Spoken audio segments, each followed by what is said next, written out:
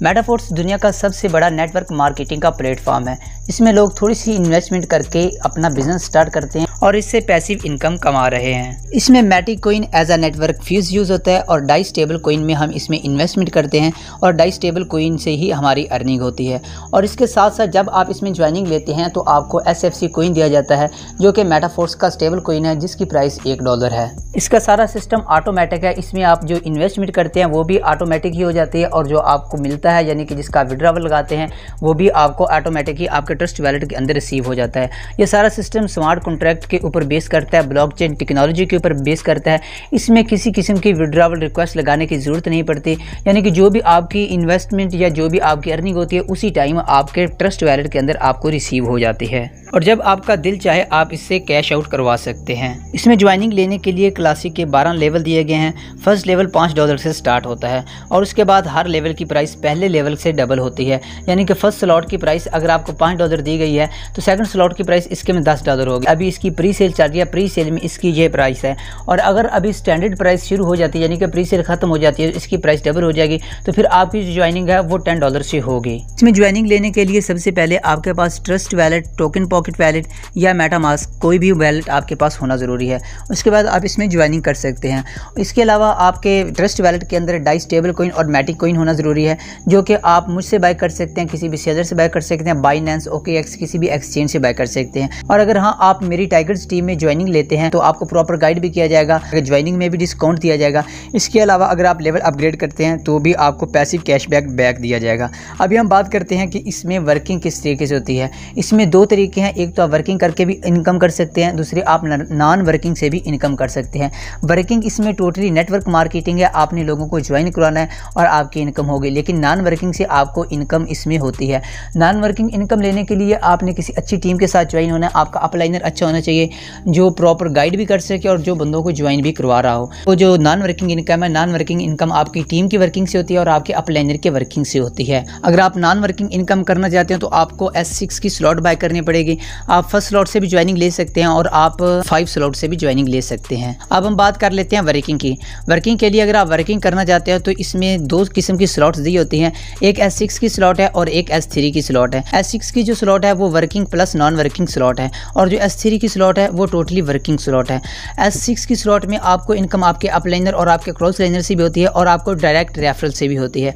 और S3 की slot में आप जस्ट डायरेक्ट रेफरल करके ही इनकम कर सकते हैं, आपको आपके अपलाइनर और आपके क्रॉस लाइनर से इनकम नहीं होती है। अगर आप इसमें ज्वाइनिंग लेना चाहते हैं, फ़र्ज़ करें आप फर्स्ट स्लॉट से ज्वाइनिंग लेते हैं तो आपको फर्स्ट S6 का स्लॉट दिया जाएगा, यानी कि इसमें हर 2 S6 के स्लॉट के बाद एक S3 का स्लॉट आता है।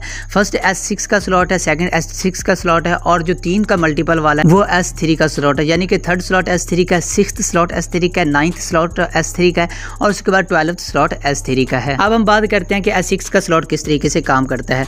अगर आपने S6 के स्लॉट में ज्वाइनिंग ले ली, उसके बाद आपने आगे वर्किंग स्टार्ट करनी है, तो जैसे आप फर्स्ट 2 बंदे ज्वाइन करवाते हैं उसका 100% आपके अपलाइनर को जाता है या आपके क्रॉस लाइनर को जाता है, उसका आपको कुछ भी नहीं मिलता है।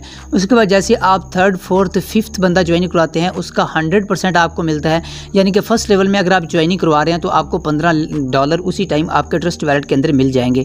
उसके बाद जैसे आप 6th बंदे की ज्वाइनिंग करवाते हैं तो आपकी स्लॉट रिसाइकिल हो जाएगी, यानी कि दोबारा से नए सिरे से शुरू हो जाएगी। और अभी इसी तरीके से सेम तरीके से काम करता है S3 का स्लॉट।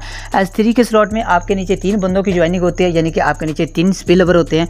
अगर आप फर्स्ट 2 स्पिल ओवर फिल करते हैं, यानी कि फर्स्ट 2 बंदे ज्वाइन करवाते हैं, उसका 100% आपको उसी टाइम मिल जाता है। और जैसे आप 3rd बंदा ज्वाइन कराते हैं उससे आपकी जो स्लॉट है वो दोबारा से रीएक्टिव हो जाती है, यानी कि रिसाइकिल हो जाती है। अगर आपके पास थोड़ी इन्वेस्टमेंट है तो आप इसमें 3rd स्लॉट से भी ज्वाइनिंग ले सकते हैं, लेकिन अगर उससे भी थोड़ी आपके पास इन्वेस्टमेंट है तो आप फर्स्ट लेवल से भी इसमें ज्वाइनिंग ले सकते हैं। फर्स्ट लेवल में ज्वाइनिंग लेने के लिए आपके पास आपके ट्रस्ट वैलेट के अंदर 5 डाई कॉइन होनी चाहिए और इसमें आपके पास 1 मैटिक कॉइन होनी चाहिए जिससे आप ज्वाइनिंग ले सकते हैं। और उसके बाद अगर आपने ऑटो अपग्रेडेशन लगा रखी है तो आपके स्लॉट्स ऑटोमेटिक ही अपग्रेड होते जाएंगे। अब हम बात कर लेते हैं कि ऑटोमेटिक इसमें अपग्रेडेशन किस तरीके से होती है। फ़र्ज़ करें आपने फर्स्ट स्लॉट से ज्वाइनिंग ली है और आपने बंदों का ज्वाइन करवाना शुरू कर दिया है, तो फर्स्ट 2 बंदों की इनकम मैंने ऑलरेडी बताया वो आपके अपलाइनर जो आपके क्रॉस लाइनर को जाएगी और जैसे आप 3rd बंदा ज्वाइन कराएंगे उसकी 100% आपको मिल जाएगी। अब जैसे आप 4th और 5th बंदा ज्वाइन करवाएंगे वो वेबसाइट में होल्ड रहेगी, जैसे 2 बंदे कंप्लीट होते जाएंगे तो आपका जो सेकंड लेवल है वो अपग्रेड अपग्रेड हो जाएगा और उसकी इनकम आपके अपलाइनर को चली जाएगी या आपके क्रॉस लाइनर को चली जाएगी। इस तरीके से जैसे आप छठा बंदा ज्वाइन कराएंगे तो उससे आपकी जो S6 की स्लॉट है वो दोबारा से रिसाइकिल हो जाएगी। अब हम बात करते हैं कि S3 की स्लॉट में ऑटो अपग्रेडेशन किस तरीके से होती है। S3 की स्लॉट में आप फर्स्ट 2 बंदे ज्वाइन करवाते हैं तो उससे आपका लेवल अपग्रेड हो जाएगा। फ़र्ज़ करें 3rd लेवल में है तो 4th लेवल हो जाएगा, या 6th लेवल में है 7th लेवल हो जाएगा।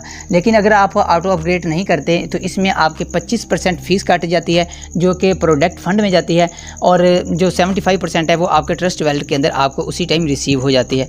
अब हम बात करते हैं कि प्रोडक्ट फ़ंड क्या है और प्रोडक्ट फ़ंड में हमारी फ़ीस क्यों जाती है। प्रोडक्ट फ़ंड बेसिकली इस वेबसाइट का जो कॉइन आने वाला है, इसमें जो NFT दे रहे हैं वो है प्रोडक्ट फ़ंड। जो हमारी फ़ीस प्रोडक्ट फ़ंड में कटती है वो भी हमें ही रिसीव होनी है, लेकिन वो कब रिसीव होगी, जब हमारे पास 6th लेवल होगा वो हमें NFT की शक्ल में दी जाएगी और हमें फोर्स कॉइन की शक्ल में दी जाएगी। अभी हम बात कर लेते हैं इसमें जो फर्स्ट आईडी लगी हुई है वो है मिस्टर लाडो की।